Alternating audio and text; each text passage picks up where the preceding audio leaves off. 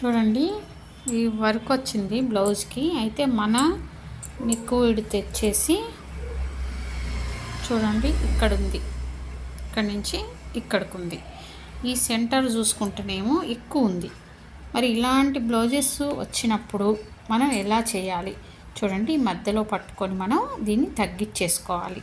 లైట్గా ఇక్కడికి మనకి ఎంత కావాలో అంతా ఇలా పట్టుకొని కుట్టేసి తీసివేయాలన్నమాట.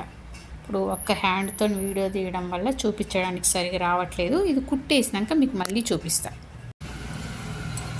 చూడండి, ఇలా ఇక్కడ ఖర్చు పట్టి బ్యాక్ సైడ్ చూపిస్తా. ఇక్కడ ఎక్కువ పట్టుకున్నాం, వస్తుంటే ఇట్లా తగ్గించేసి కుట్టేసుకున్నాం అనమాట. ఎందుకంటే మళ్ళీ ఇక్కడ తగ్గకూడదు. ఇప్పటికే ఇది చిన్నగా ఉంది, దగ్గరకు ఉంది. ఇప్పుడు కొంచెం అంత కటింగ్ చేసినాక కొంచెం ఇలా అవుతుంది అనుకోండి.